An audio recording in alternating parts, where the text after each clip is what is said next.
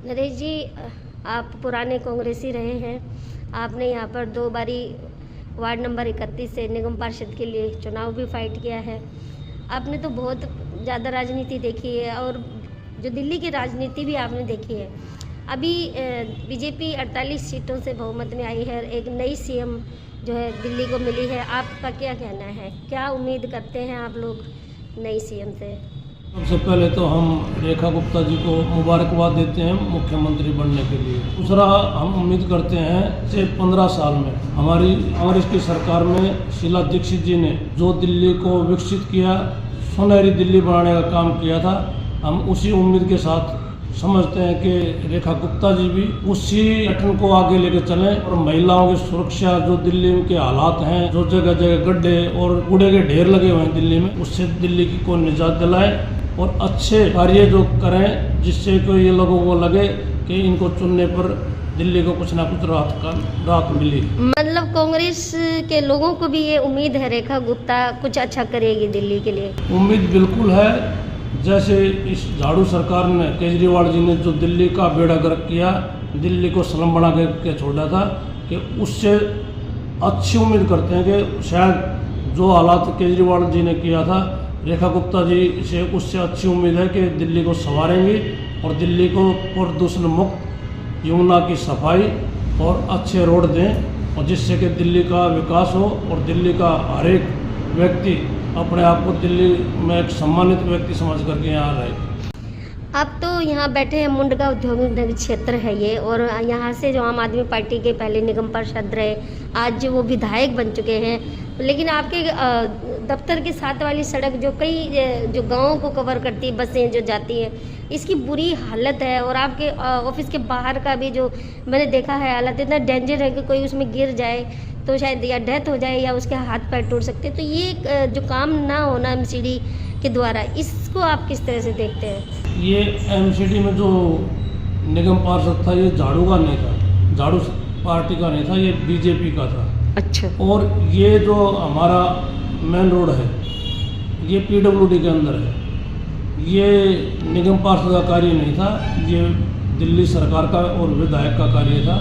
विधायक ने यहाँ कुछ भी करने के लिए खुश नहीं था। वो ये कहता था कि गांव वाले लोगों को मस्जिद लगा दूंगा कि भाई धर्मपाल लाकड़ा यहाँ से विधायक है और भाई मेरी परमिशन के बगैर यहाँ कुछ नहीं होगा। तो उसको लोगों ने सबक सिखाने का काम किया। पहली बार तो केजरीवाल जी ने उसका टिकट ही काट दिया। दूसरा, वो कांग्रेस में आए और टिकट लेकर के उनको बुरी हार मिली और उनकी जमानत जब्त हो गई। लेकिन आपने कहा कि ये पीडब्ल्यूडी का जो नाली है वो एमसीडी के अंदर आती है और जो फुटपाथ है वो भी एमसीडी का, जो नाला है बड़ा रोड के किनारे जो पानी को, जो छोटी नालियों को लेकर नाला जो आगे जाता है, वो पीडब्ल्यूडी का। लेकिन हमने देखा है फुटपाथ ही आपका टूटा हुआ जो एमसीडी में आता है। मैम, क्या है कि आपको मेरे से ज़्यादा पता होगा कि स्टैंडिंग कमेटी का चुनाव नहीं हो पाया और ना ही किसी निगम पार्षद को शायद बजट मिला होगा। और ये जो हमारा रोहतक रोड के दोनों तरफ का काम था, ये 2-4-50 लाख रुपये में या 10-20 लाख रुपये में होने का नहीं था, ये बड़ा टेंडर था।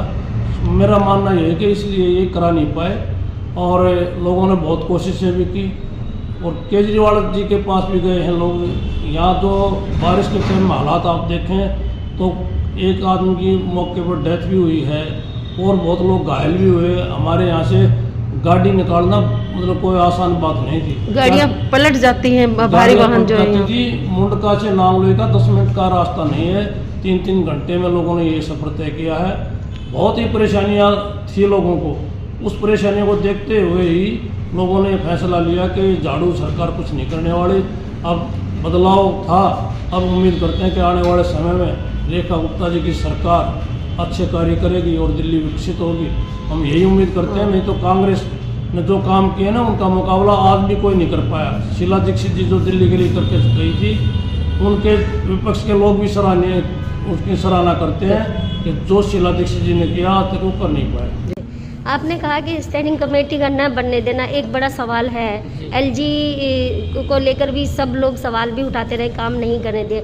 आज आपने भी कहा, तो कमेटी न बनने देने से बजट भी नहीं गया और काम भी नहीं हुए, तो इसको कौन जिम्मेदार है इसका? वो तो इनकी झाड़ू की और भाजपा वालों की आपस की लड़ाई है, उसके बारे में कुछ नहीं कह सकते। वो तो इन्होंने डिसाइड करना था, उसमें कांग्रेस का कोई रोल है नहीं।